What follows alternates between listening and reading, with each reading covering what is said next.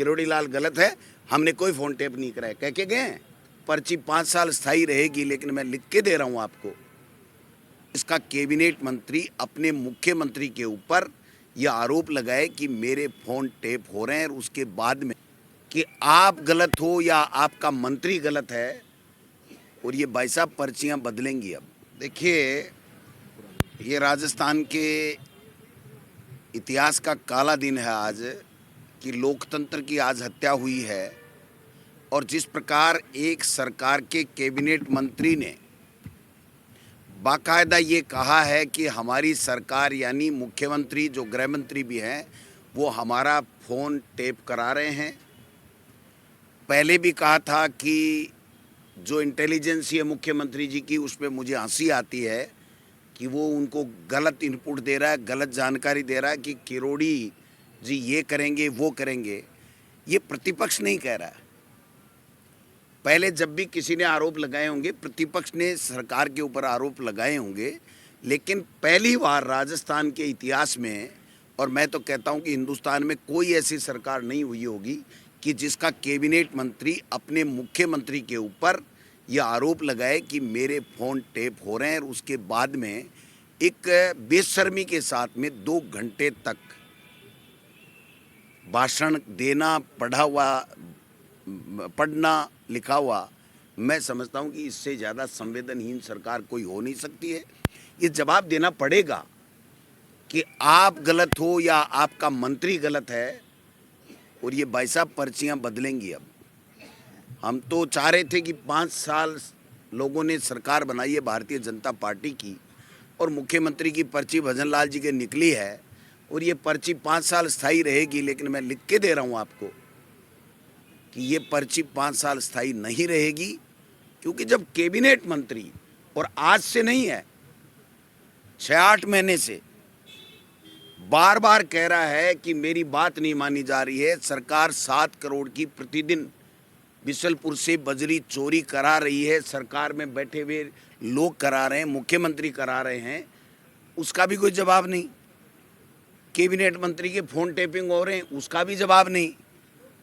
तो ये जो समोसे खा खा के ये गोलगप्पे 2 घंटे तक दे गए, इनके लिए आती है क्या? जनता ये जानना चाहती है क्या कि आप ऐसे घुमा घुमा के अनर्गल यहाँ पर बयानबाजी कर जाओगे?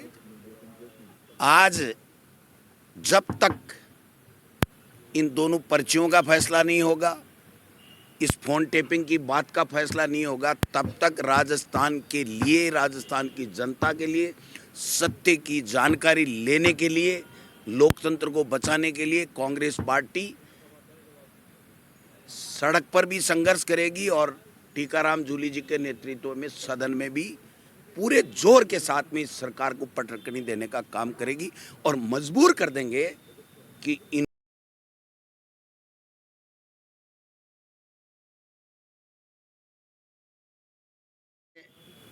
मैंने बताया ना, सदन में जूली साहब के नेतृत्व में जब तक ये सच्चाई नहीं आ जाती, सरकार अपना जवाब नहीं दे देती, जांच की बात नहीं कर देती, डिनाई नहीं कर देती, या स्वीकार अगर किया है तो दोषियों के खिलाफ कार्रवाई नहीं हो जाती, जब तक जनता की लड़ाई है जो कांग्रेस पार्टी सदन में जूली साहब के नेतृत्व में और सड़क के ऊपर कांग्रेस पार्टी का प्रत्येक कार्यकर्ता ये लड़ाई लड़ेगा, राजस्थान का अस्तित्व बचाने के लिए, राजस्थान के में लोकतंत्र बचाने के लिए, संविधान को बचाने के लिए। और ये जो इस तरीके के आते हैं ना, लिखापढ़ी कर करके भाषण पढ़ के चले जाते हैं, इनको आईना दिखा देंगे, छट्टी का दूध याद दिला देंगे इनको कि ये क्या होता है, क्या प्रतिपक्ष होता है। ऐसे यहाँ लिखा हुआ भाषण पढ़ने से कोई बड़ा आदमी बड़ा तीर नहीं मार लेता है। किसी के खिलाफ कुछ भी बोल दो। एक दिन किसी ने कुछ बोल दिया था तो रात को नींद नहीं आई थी मुख्यमंत्री जी को।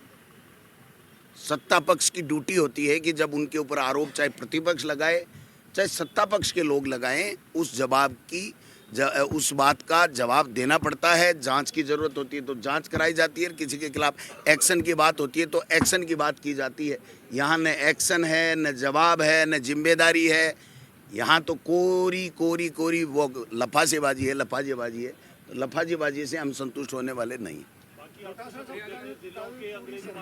प्रयागराज ये भी कह के गए कि वहीं पर मंत्री परिषद की बैठक भी होगी, इसको आप किस तरीके कौन से मंत्री की? किरोड़ी जी जा रहे हैं क्या? ये खुद कह रहे हैं कि वहाँ प्रतिपक्ष को पाप धोने के लिए जाना चाहिए। तो क्या ये पाप धोने के लिए जा रहे हैं? इसका मतलब कुंभ में जितने भी लोग गए हैं वो पापी हैं और पाप धोने के लिए गए हैं, ऐसा भारतीय जनता पार्टी के मंत्री और मुख्यमंत्री और भारतीय जनता पार्टी के लोग कहते हैं। इससे बड़ी शर्म की, दुर्भाग्य की बात नहीं है। ये अपमान है, सनातन धर्म का अपमान है, हमारे देश का अपमान है और करोड़ों करोड़ों हिंदुओं की आस्थाओं का अपमान है।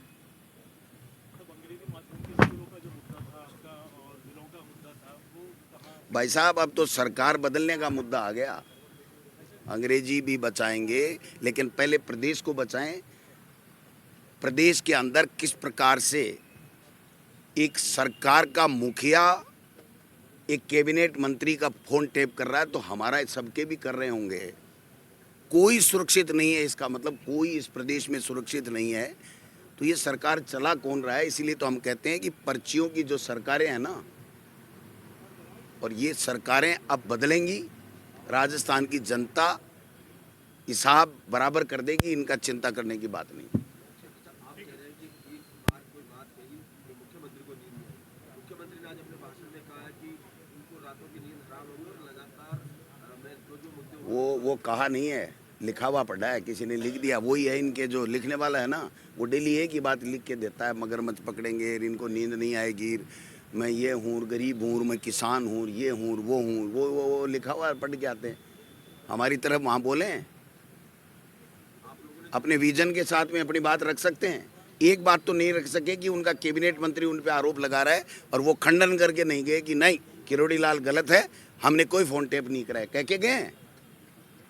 बेडम की बात कर रहे हैं आप। बेडम की सिपाही तो चेंज नहीं कर सकता। बेडम क्या है? बेडम साहब है कोई? बेडम साहब की है, आप बता देना। एक आरएसी का सिपाही चेंज नहीं कर सकते। तो मुख्यमंत्री खुद गृह मंत्री हैं, जब उनके ऊपर आरोप लगाए हैं, एक कैबिनेट मंत्री ने लगाए हैं, तो वो बच कैसे सकते हैं जवाबदारी से और जवाब से? ये बात है।